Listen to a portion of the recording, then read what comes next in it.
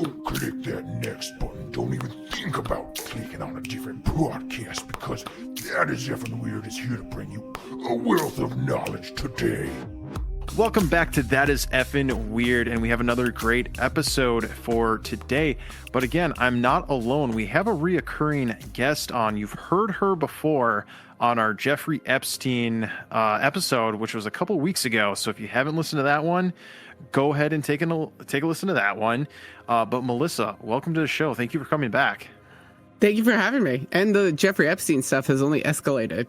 I know. I've made my appearance. It really has been crazy. I've had a couple of people reach out to me, asking for like a second episode and to like kind of go a little bit more into it. But it's such a, there's so much that goes with it that I don't like, I think we have to let the dust settle just a little bit, before maybe we do another episode on that. But you are here for a completely different reason. Why don't you tell the audience members, why you're here, why you want to come on the show again? So last time I did leave your lovely host on a bit of a cliffhanger, and I said that I was in a witch cult. Yes. And now we're talking about the witch cult. Yes, and that is when you had messaged me about that, I did have some questions. I sent them over to you. Why don't you first, like right off the bat, how did you first become involved with this group or this belief system? So I had been pagan pretty much my whole life. I grew up on Long Island, and pre 9/11 because I'm an elder millennial. Mm-hmm. So there were only two religions. You were either Catholic or you were Jewish. And I was raised Catholic, and I knew that I wasn't Catholic, so I felt like I had to be Jewish. And that's when I kind of started reading a bunch of different religious texts and getting into religions in general. Because it was the late 90s, early 2000s, witches were everywhere. There was The Craft, there was Charmed, Sabrina, Buffy the Vampire Slayer, had Willow. You couldn't walk out of your house without hitting some iconic 90s witches. So a bunch of my friends became Wiccan. And once I started reading about it, it was the closest thing that I'd ever gotten to something that fit kind of what I felt spiritually. And then I identified as a witch or as Wiccan for years. Before you get more into like the next part and everything like that, I'm not too familiar with like Wiccan. What does that actually mean? Like, what is, I guess, if you could wrap it up in like a quick nutshell or, a couple of phrases, what is Wiccan? Wicca is a modern pagan religion. It's usually called neo-paganism. It was developed by a guy named Gerald Gardner in the 1950s. I think it was 1950 when he came out with his book. And basically he said that there was a unbroken witch tradition that had just been in the shadows since antiquity, but that it was the 20th century and that we could be more upfront about being witches. So he kind of laid down a religion that he called Wicca, and it was a modern version of pagan traditions from antiquity. There is no actual historical proof that did happen, that there is an unbroken line. But in general, Wiccans tend to believe that there is an unbroken line. I don't want to speak for every Wiccan, but yeah, it is a commonly held belief that there was an unbroken line of witches that happened from antiquity to modern day. Now, when it comes to Wiccan, is it almost kind of like Christianity where there's like different branches or like different kind of like subgroups of like the main one? Or is it like this is the one and this is what we practice and this is what we do and there's no like deviation? Oh, yeah, there's a whole bunch of different traditions. Interesting. Some okay. You have to get like specific kind of training, and you can't even consider yourself a member unless you've gotten specific training. There's like Alexandrian, there's Gardnerian, there's British traditional, there's like eclectic, which is a mix of everything. But yeah, there's a ton of different Wiccan traditions. So which one did, I guess, appeal to you, or which one did you kind of get kind of brought into, and like what made you, because you said it appealed to you, I guess, like what made it so appealing to you? All in my understanding of how I have interacted with the pagan community, the biggest thing is that nature is your church. Oh, okay. And for me, especially around the time that I decided to become Wiccan, my family lived in New Hampshire. And I remember going to New Hampshire and seeing like the woods and the mountains, which as this girl from Long Island, I did not have access to any mountains.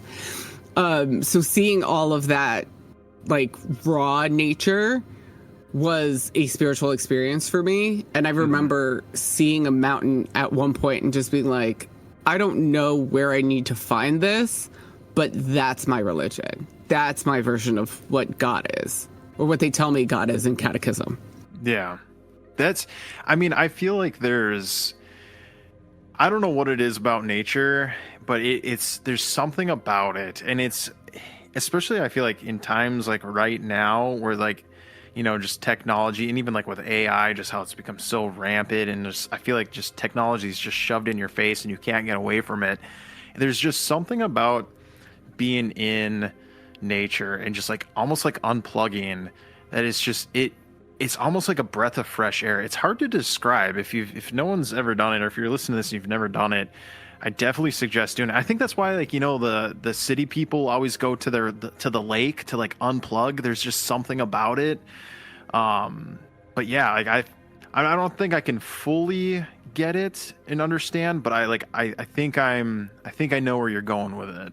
I also think that, like, and I could go on this rant forever, but we're not designed to live like this.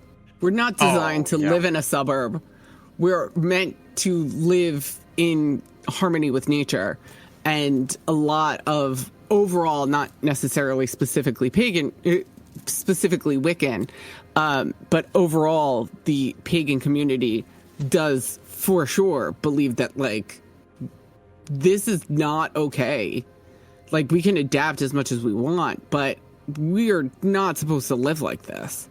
Which is, what's crazy too, is that, like, you look at just like how nature is in general, like when you see places that are abandoned, or like, cities, or like even amusement parks that like once were, these huge attractions, you just see nature slowly taking it back over. So it's like there is something kind of powerful, and there's just like, you look at these steel structures and like the things that man makes, and it's crazy that it's like that looks so powerful, and that's crazy. But then at the end of the day, nature takes it back. It's a weird concept to think about it, and when you think about it too long, it may hurt your head. But yeah, it is crazy how like everything will just kind of one day go back into the dirt. It's crazy. There's so much in paganism that kind of speaks to that desire to be part of that reclaiming cyclical nature that is in paganism, right? Like that is in kind of nature, right? Like everywhere you go, the seasons will always repeat themselves. True. Yeah. And that's in Wicca, the holidays are all around the seasons. You got interested in the Wiccan. Did you say exactly which when you were introduced to it, did they say kind of like what branch they were a part of, or like what they were? Because you said there were like subdivisions, like which one were you a part of? So that was kind of like my life for a long time. Then during the pandemic, I took classes through a witch shop based out of Brooklyn. And what ended up happening is that they had something called Witch School. It was like a course designed over 8 weeks, and that it went into like general paganism instead of being like a specific tradition like Wicca. It kind of like sometimes is very confusing when I go on podcasts and I talk about the umbrella of paganism. But paganism is a big umbrella, and it just means you believe in more than one god. right? Okay. Wicca is under the umbrella of paganism, Okay. right? If you are Wiccan, you are therefore a witch. But you can also be a Catholic witch. You could also be... Witch is not exclusive to being pagan. It's also not exclusive to Wicca, right? It's kind of like over in some other area. I'm making arm movements, but this is a podcast, so you can't see. It's like over in the parking lot of the field somewhere, right? Mm-hmm. Whereas, say, Wicca is first base in the stadium, right? Paganism is everything else in the stadium. And I think, like, that having that kind of, like, step away position really helped me define what was best for me. Then I was taking all of these classes because it was the pandemic and I was bored as shit. So all of the classes through the witch shop in Brooklyn, I was taking. And there were a bunch of different teachers. 2 of them were like the co-owners of the shop. But then there was like, they'd bring in all of these additional teachers who taught something that the owners weren't necessarily an expert in. And that's when I started taking classes with my cult leader, whose name is Lux. She taught all of the Norse heathenry classes. So in that stadium of paganism, there's the Vikings that are like in the corner. And there's a whole bunch of infighting within kind of the Norse belief system as well. But she taught Norse heathenry. And that's where I found my cult leader. So this is like completely separate. It's not Wicca. It's like its own thing. Okay. I think it's starting to make a little bit more sense. And like when they would bring teachers in, did you feel like it was something that like it made sense, or did any part of it seem kind of like, because you were taking classes, like you don't have to say yes or no to this question or anything like that, but was that something like you had to pay for, or was that something like just like they offered, like, hey, if you want to, be a part of this, it's an 8-week course to like, better understand something, or was it something like where they were trying to get funds, I guess? I don't know. Yeah, the witch shop had courses all the time that you would pay for. Okay. And I think, honestly, because they were a bookstore and a retail location and it was a pandemic, that was how they kind of floated themselves through the pandemic, was teaching all of these Zoom classes. I don't necessarily think that part is particularly problematic, especially when a lot of these teachers were putting in a fuck ton of time making like the PowerPoint slides and answering questions. And the teacher that taught Witch School is my podcast co-host's partner. Oh, okay. So for those of you who want to listen to my podcast, it's Sillage and Sorcery. But my podcast co-host B, their partner Dakota, was the teacher of Witch School. And sometimes I feel weird talking about Witch School, but it was like Witch School that kind of like started it. But it was separate from, like, it was a completely separate thing from what Lux was doing. Let me ask you this, and since we kind of both brought it up and everything, I don't want to say I have a huge problem, but I feel, I don't know how to describe it. It just sits with me kind of weird, and I have like an uneasy feeling when, and this, I feel like this kind of goes across the board with maybe like any faith-based religion or whatever. Maybe it does, maybe it doesn't. So long story short, I hate seeing, or I guess I have an uncomfortable feeling when, for instance, like when someone's teaching something from like the Bible, right? It's the reason why I bring that up is because it's really the closest religion that like I understand. I grew up with it and everything. But when people sell like Bible study books and you can see them making a profit off of like teaching a certain thing, but they claim to, oh, this is going to sound bad. I don't know.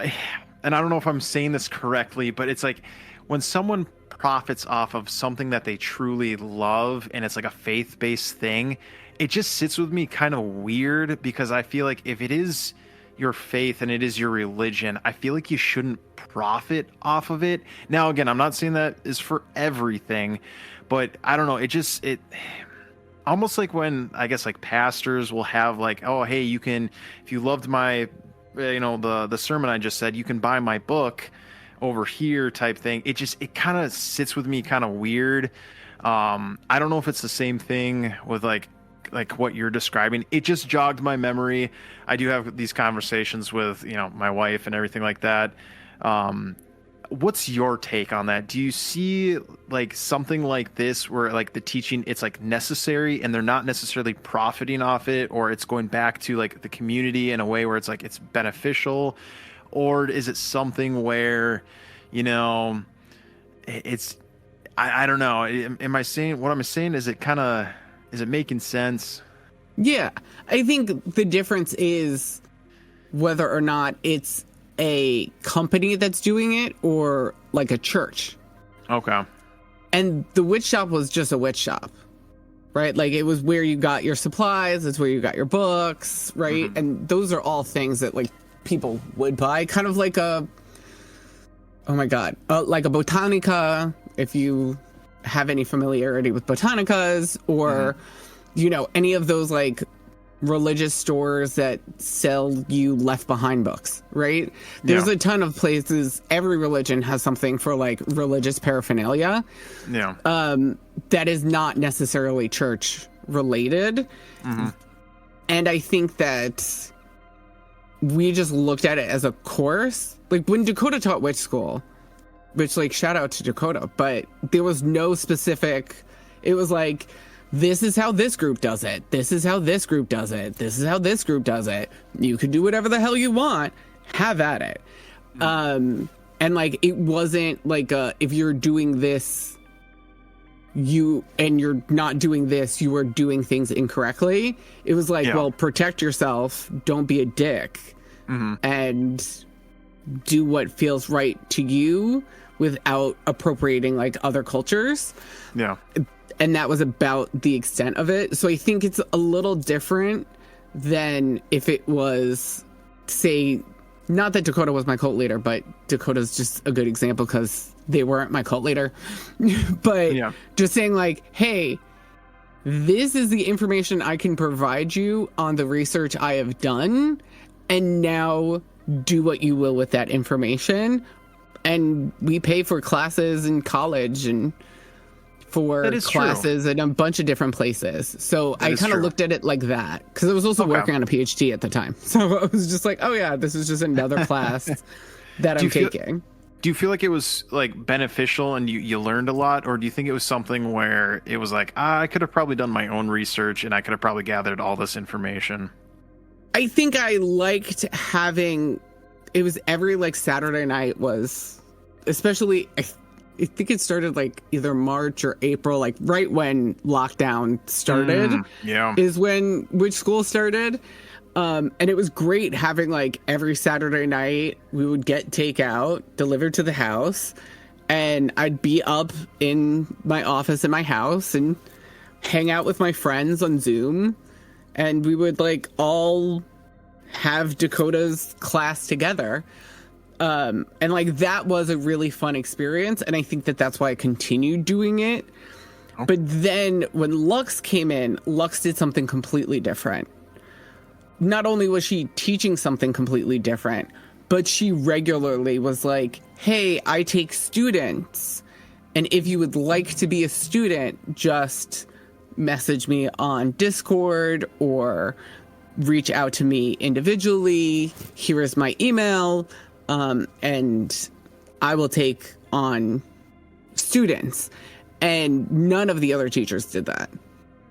Is that what kind of is, I guess, what aspect or like why, or what did she say, or like what made you be like, yeah, I kind of want to be a student of the teaching?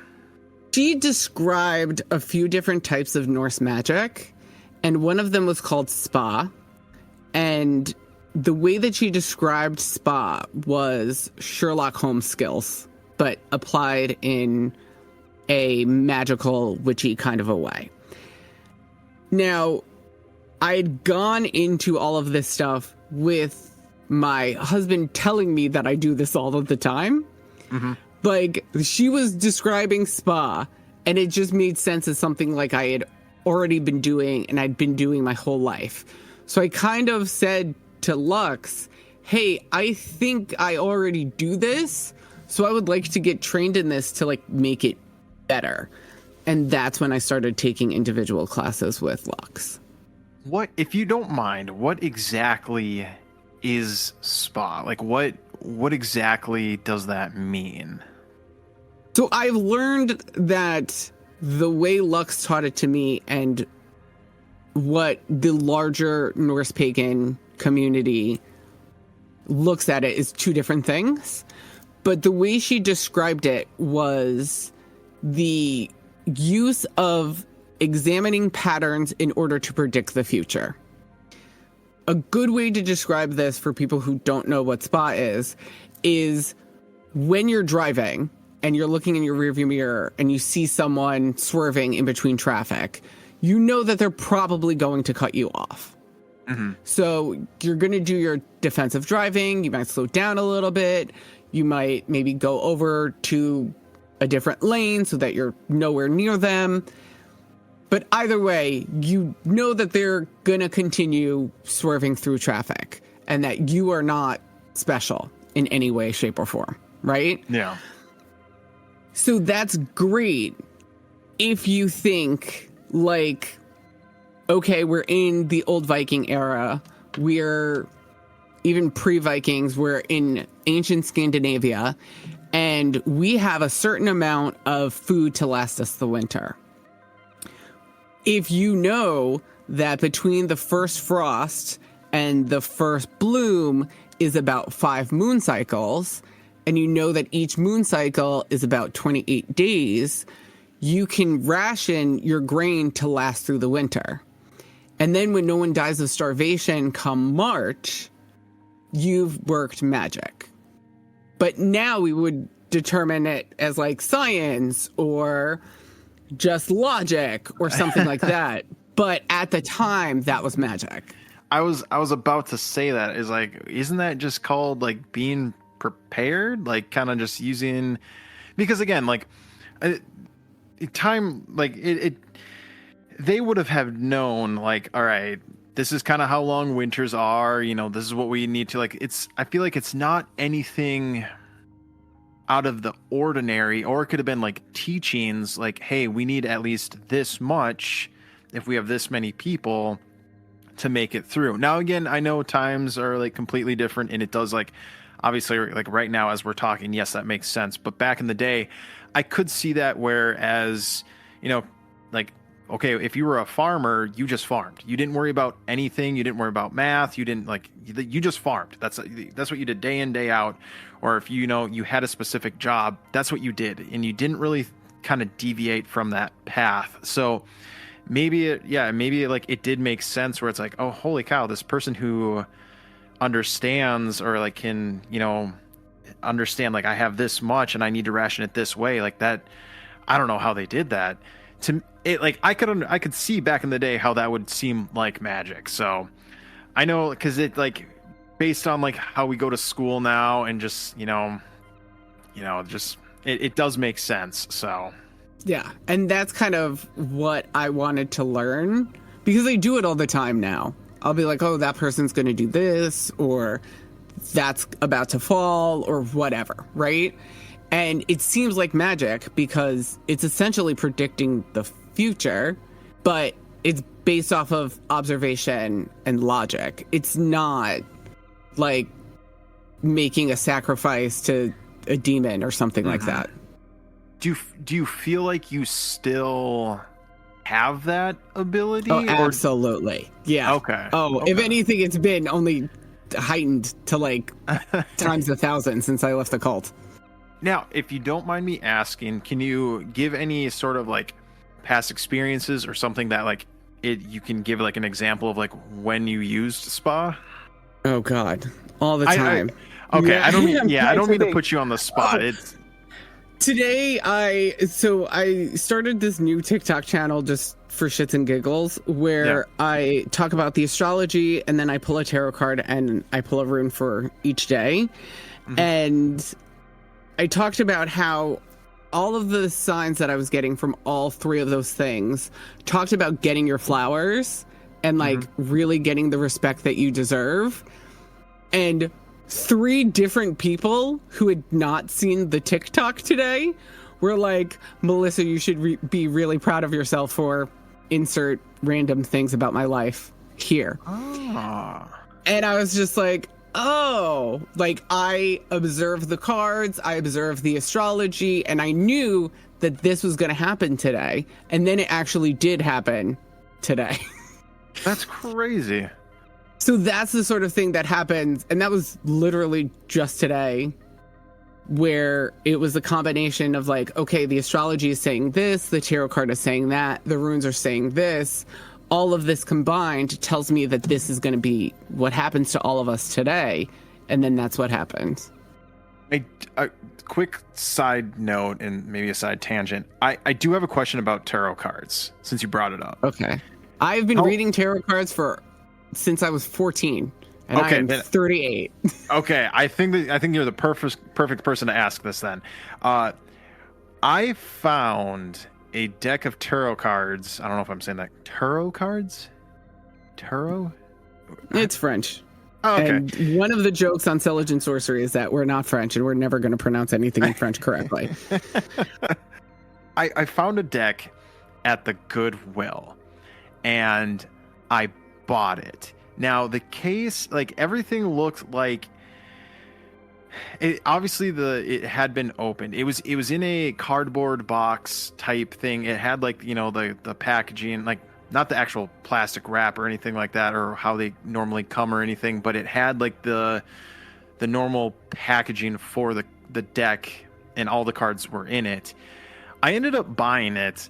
I did open it, and I looked through the cards because it said like it had like 72 or like some cards, so I wanted to make sure that all the cards were there. It's 78. I know 78. This. Yep, and I've memorized every single one of them.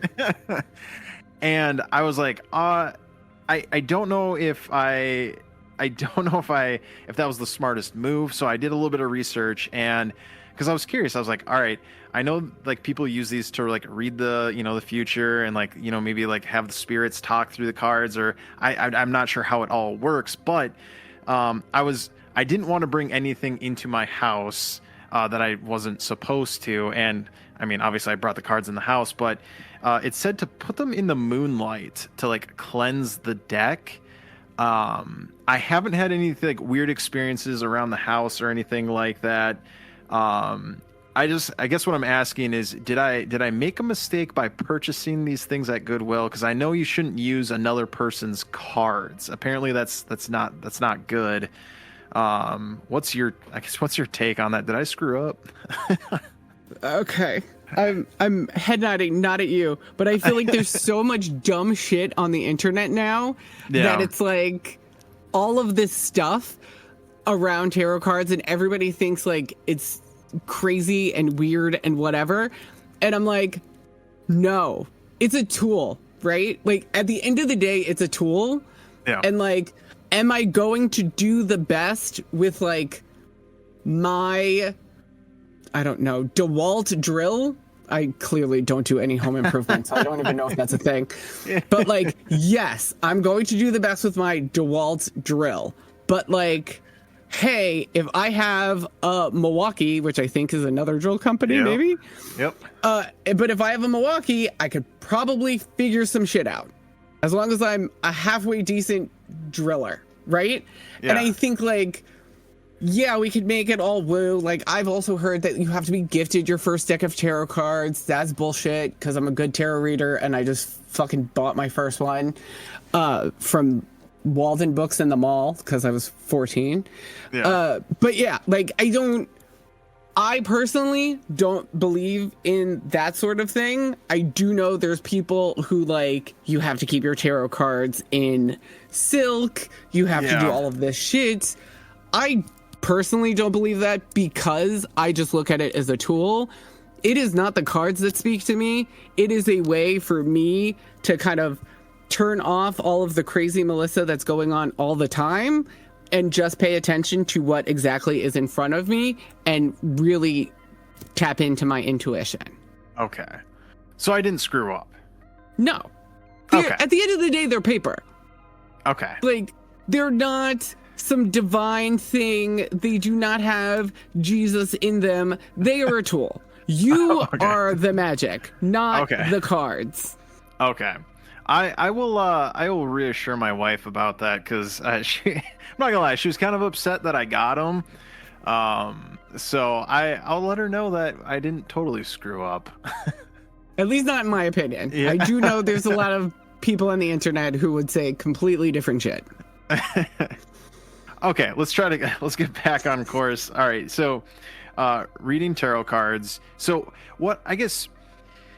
how did she shape, like, I guess what was the sort of thing that like shaped your daily life and like routines now being a part of this? So now that you wanted to become a student, like what was life then thereafter? What was going on?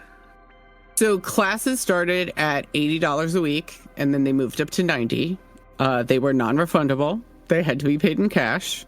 If you had to, if you had to cancel, you would not get your money back. So when you're talking about like the money stuff, at least Dakota would refund you your money if you didn't go to the class. Oh, okay. There were a bunch of times with Lux where like there was one time I was in the hospital and I still got charged $90. Are you serious? Yeah. And it was every Tuesday. I think I originally was noon, and then when I started working, I went to 7:00 at night. And she divided the witch training into 3. She'd get so pissed if she heard this, by the way, because I'd be like outing her like IP.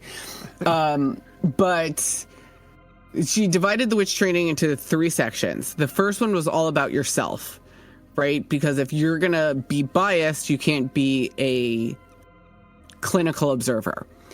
Now, for all of those who are gonna be really weirded out at the fact that I'm a witch and talked about tarot cards, I'm a licensed therapist, and we did a lot of the stuff in the first section during my MSW, because you also can't look at a patient clinically if you have bias. Like, I am an adolescent therapist. I work, or not currently, but I used to work with teens, and I know I have my own issues around parents. I'm no contact with my parents. So whenever clients would come in, I'd always believe the kid over the parent. But I needed to know that I'm always going to believe the kid over the parent so that I could kind of step out of that and be like, okay, this is my default.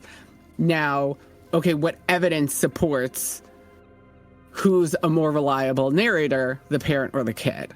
Yeah. So there was similar logic for the first section of the spa training, which makes sense, but I had already done a lot of that stuff. Yeah. And I remember being frequently frustrated because she'd be like, you need to stop thinking about this, like therapist training. And I'm like, yeah, but you're making me do the exact same shit that I've been doing for 4 years at this point. Yeah. Right?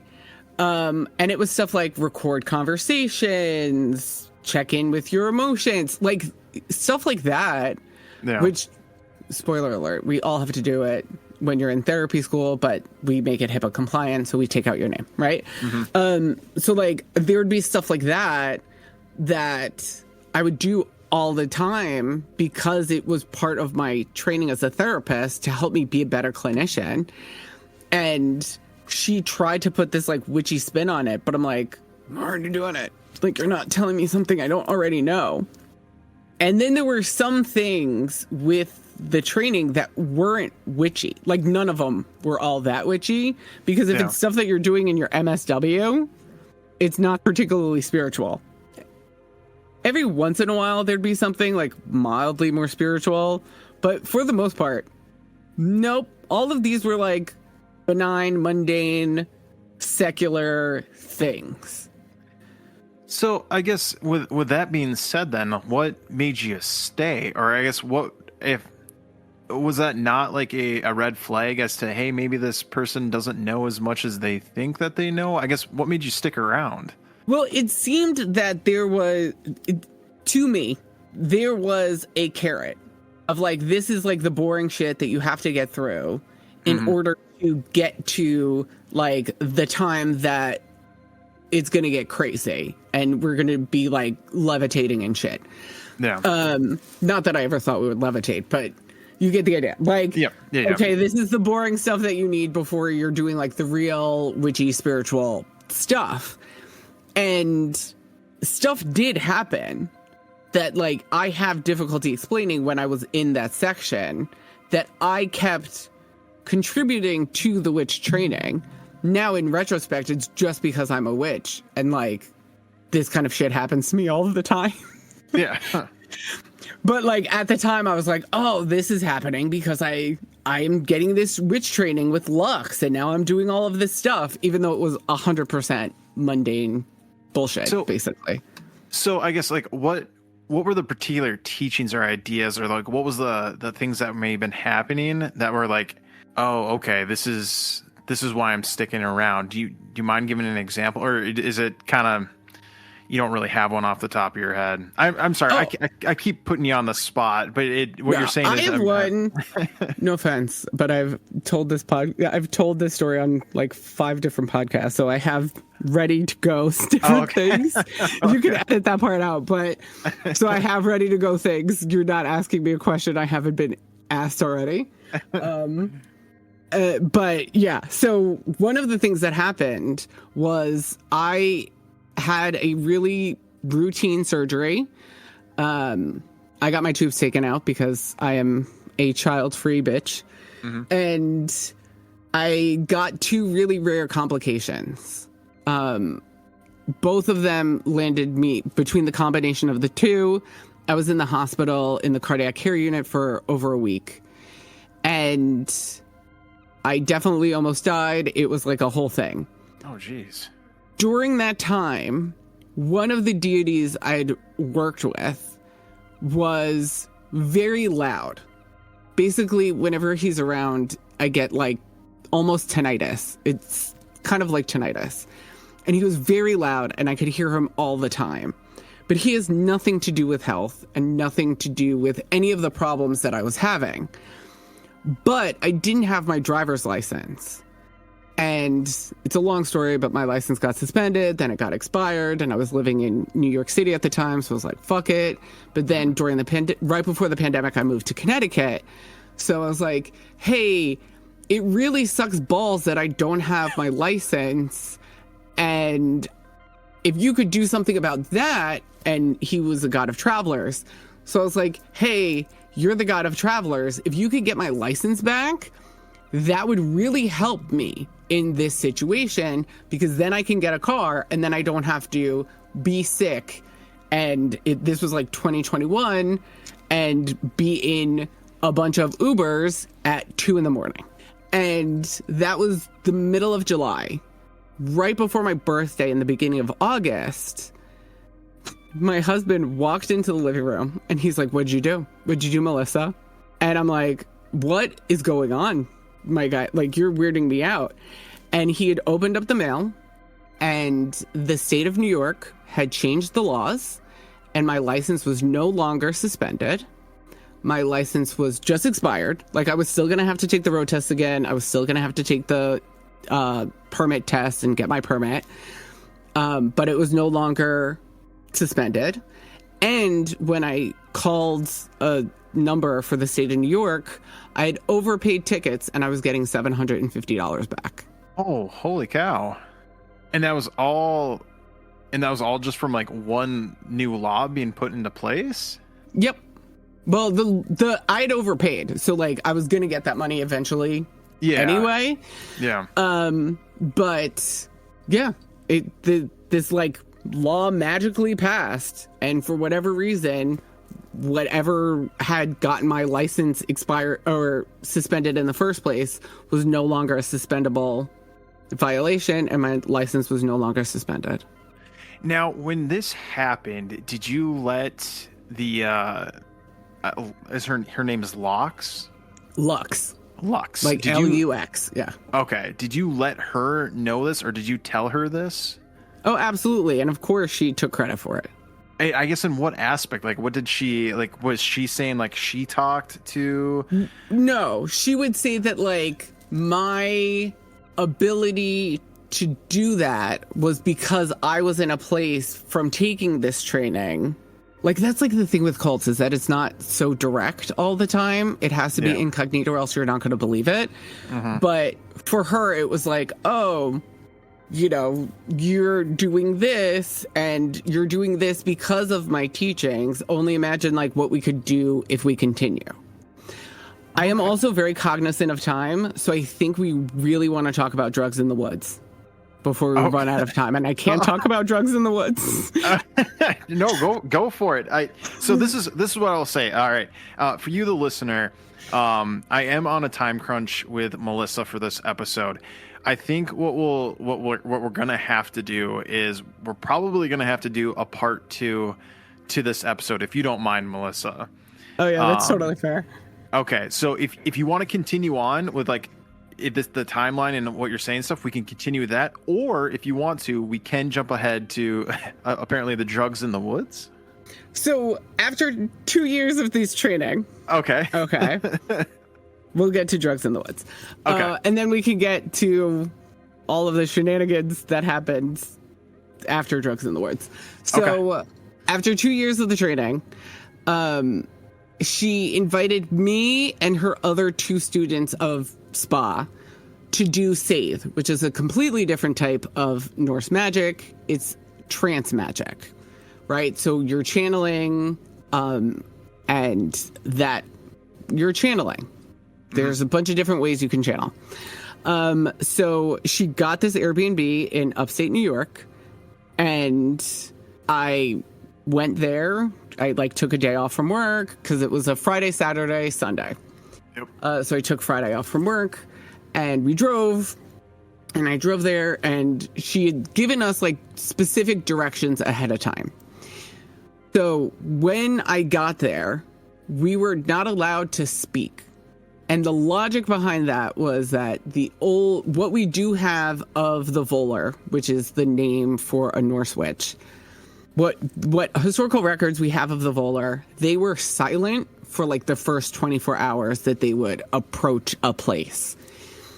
So we were supposed to be silent, and we couldn't talk until Lux rang a bell. Our rooms would be labeled because it was a 4-bedroom, 1.5 bath house. Yeah. So we knew which room was ours. We could do a little bit, but no actual talking. So I went to my room. I decorated it with a bunch of Pedro Pascal stuff. I had Pedro Pascal saint candles. Yeah. I had Pedro Pascal blankets. I wanted to make it fun because of the person that I am. Yeah. So I decorated my room in Pedro Pascal stuff. Then we were supposed to take the vibes of the house. So we were supposed to go room by room and kind of write down our observations and use the spa skills that we were trying to cultivate in every room of the house, and to write it down, and that eventually we would talk about it. While all of this was going on, Lux was cooking us dinner. She was cooking chicken hearts and this grain thing. I don't remember what it was, but it looked like grits. If for anybody from the South, it looked like grits. Yeah. And then we ate dinner together of chicken hearts and grits. And then during dinner, after we'd kind of finished eating, which chicken hearts are gross, guys, just in case you're wondering and you want for your own personal reference, chicken hearts are absolute trash. She rang the bell, and we all got to introduce ourselves to one another. I'd known one of the other girls, Jade, from social media, and she was in witch school, so I knew who she was, what she looked like, and obviously I'd been meeting with Lux, and by process of elimination, the only one I didn't know had to be Liz, who was the other girl in the group. Mm-hmm. And then that night we went over our reflections on each room. And what ended up happening is that a lot of us, particularly me and Jade, had written down the same thing. That we had both gotten the same vibes from the same rooms. Yeah. Oftentimes people ask, like, well, what kept you in? And it's like weird shit like that how do you explain? Like, we didn't look at each other's notes. We were totally not allowed to. But yet we got the same exact vibes that were oddly specific. Like, this is a nursery, or like, this feels like it was a nursery. This feels like it was the kid's bedroom. This feels like it was looked over and was just used for storage. And it was things like that we had in every single room together. I guess, like, what was the purpose? Like, was the Airbnb supposed to be like something significant, or was it just like, nope, this is just some ordinary house, place? There was nothing, special about it, or was it just kind of like hone everybody in on, like, I guess, seeing what kind of like what you're saying, like the vibe, like what was this specific room made for? It was just to practice the skills and to see if there was a consensus. Okay. So, like, it was just weird that we ended up having a consensus. And at least with me and Jade. I was gonna say, like, what was everybody's stuff like? Yours and hers were similar, but was there like a 50% match with like everybody else, or was it like, no, everyone else was like completely off? Like, what was that like? Lux didn't do it. Oh, okay. And then, because she's the leader, so she doesn't have to do it, right? She's just teaching us. Yeah. And then just me and Jade alone is like 66%. Yeah. So we are the majority at that point, right? Okay. Yep. So I think that, like, and Liz would be close, but not exactly like to the same detail that me and Jade were.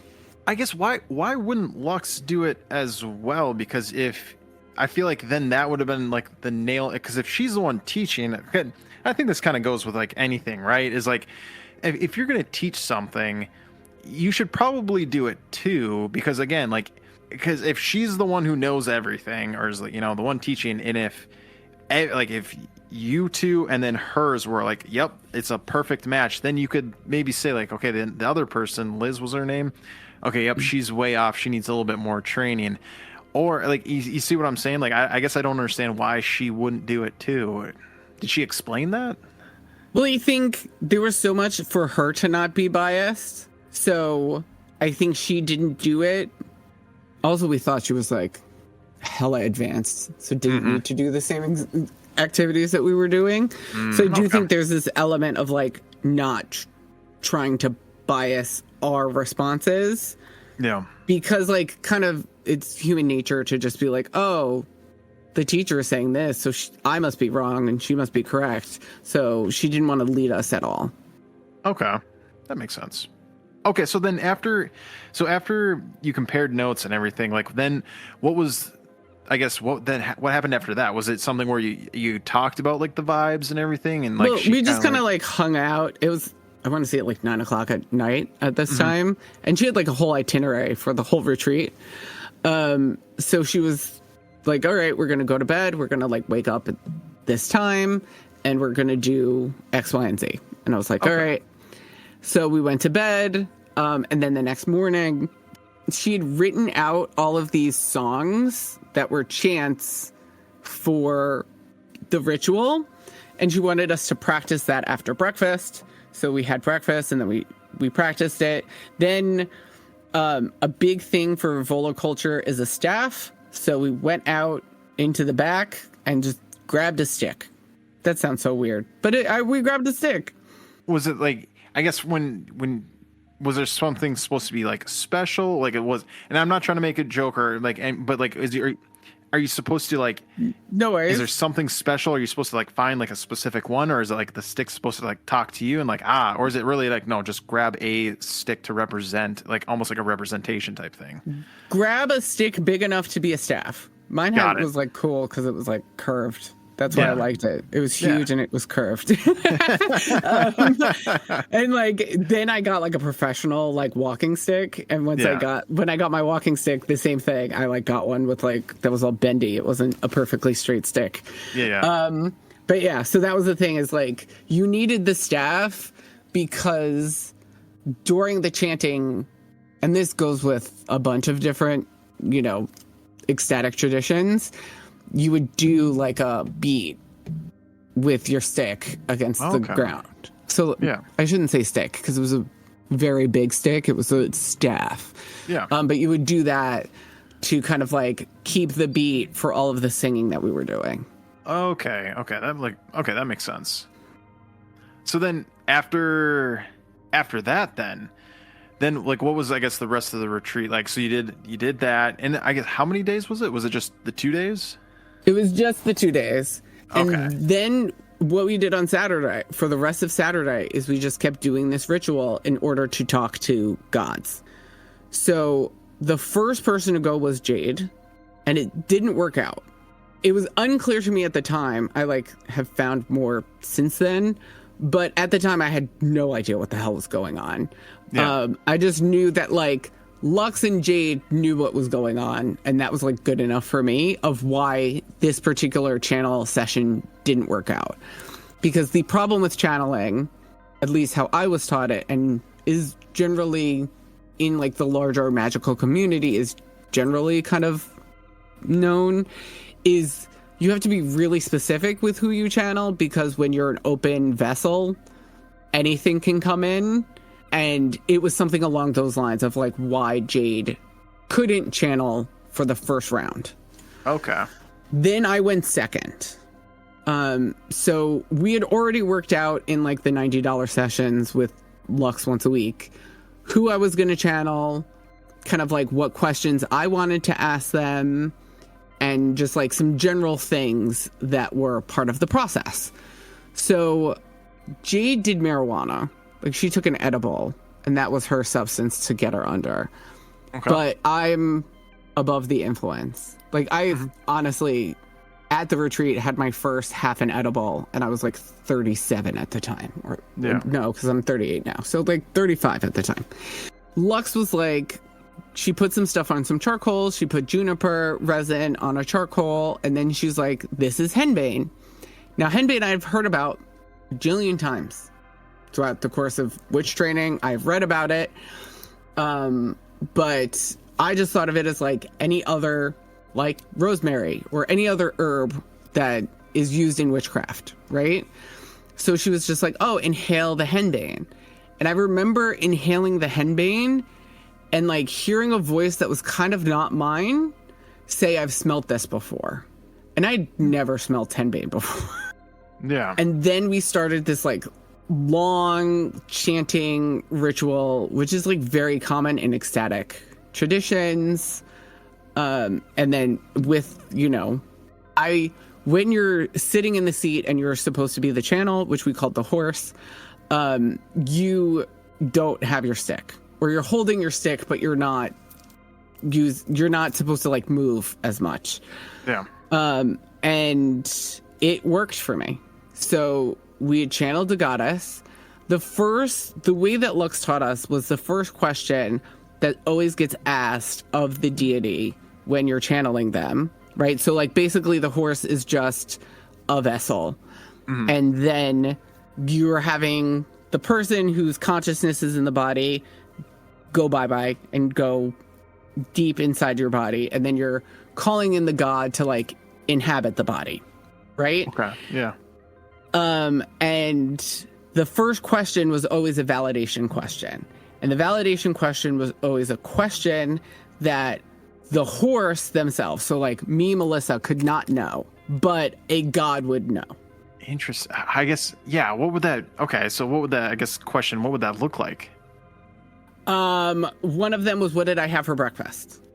Oh, right. okay. But like, not at the retreat, at a different time, like as things had gone, like say we were meeting up midday to do a safe session. It'd be like, oh, hey, what did I have for breakfast? Who bought me the pink candle on my Freya altar? Okay.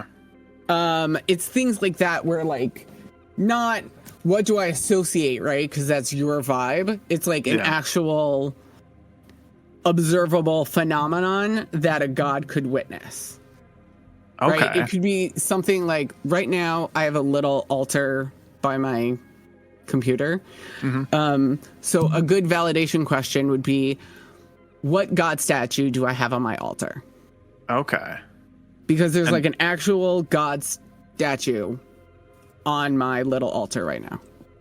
And then once you ask that question, then you're and then you get that validation, then it's okay, now you can start asking more questions and like having a conversation.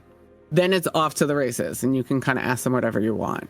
Usually we would ask the horses questions first because like the horse was doing the sacrifice of not really being there. So usually they'd ask the horses question first. And then you can just ask them whatever you wanted. We did a bunch of different gods. Interesting. Okay. I guess that was your first experience doing that? Yeah. And I'd never done trance magic before. But it turns out I was actually pretty good at it. Was it kind of like overwhelming at the time, or was it just like, oh no, this is awesome, or was it just, I guess, what was your feelings towards like after it was all said and done? Like, what were you feeling? What was it like? I think a lot of cults have a concept where like they have some special knowledge that other people don't get access to, and you only get the special knowledge when you're in the cult. And when you're hearing responses from gods that there's like no fucking way you could know. Like I answered questions when I was on henbane, because spoiler alert, but henbane's a narcotic, and we'll talk about how I figured out about it. But I said some shit on henbane that there's no fucking way I could have known. Like there's none. And I think that that's still something that I struggle with, like despite being both a witchy bitch and also a very clinically minded person. Yeah. Is to just be like, well, how did I know? Unless they were lying to me about me answering the validation questions correctly. But like there was a ton of stuff that I just knew. And to describe doing save as the horse and like channeling, besides the fact that a voice comes out of your mouth that's not yours, or has like patterns of speech that is not yours. Like I swear like a sailor, right? And I have a pretty deep voice. And I remember Golveg was particularly perky. Golveg was the first deity that I channeled. And like her voice was like a higher pitch than mine was.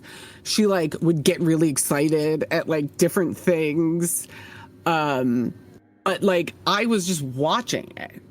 It's so hard to explain, but I remember once I described it like Napoleon Dynamite, where like the first time you watch Napoleon Dynamite, it's not funny.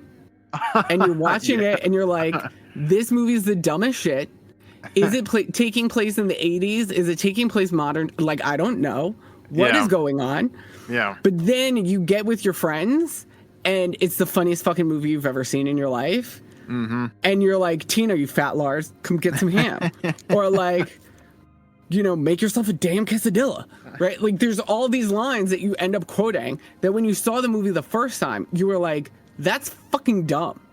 That's very similar to what my experience of channeling was like, where I'd have this experience where I was just kind of like watching from a distance.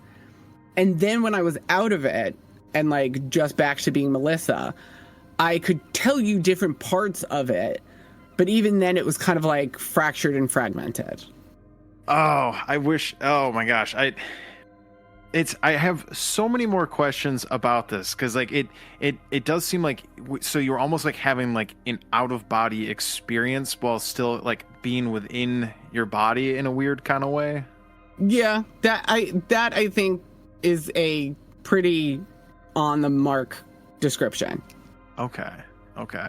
That's okay. We're gonna have to stop here, because I do have to part ways and everything. We are gonna have to do a part 2 to this episode. I apologize. I thought I would have more time. I I didn't think we were going to get into all of this, honestly. I don't know what I was thinking, but are you willing to come on for a part 2 to this episode so we can continue from where we left off? Hell yeah. Perfect. Okay. Thank you so much, Melissa. You, the audience members, I do apologize that we do have to cut this one short. Melissa, thank you so much for coming on to the show again and talking. If you don't mind, you can, put some shout outs out there if you want to. If anything you want to say to the audience before we sign off? Well, my perfume company is Sif Sniffs, and that will come up in, I guess, episode 2. Yep. And if you want your own astrological tarot reading, I don't know why I'm doing well on TikTok, but that's Sif Your Daughter. So SIFJARDOTTIR on TikTok if you want to see your own way of noticing patterns so you can predict the future. Awesome. Well, Melissa, thank you so much again for coming onto the show and talking a little bit about this. We're going to have to set up another day where we can continue and kind of pick up where we left off. You as the audience members, if you liked what you heard, just remember we have all, new episodes every single week and everything. So tune in for next time. Again, apologize that we had to cut this one short, but just remember, we don't want stuff that's normal. We want stuff that's effing weird.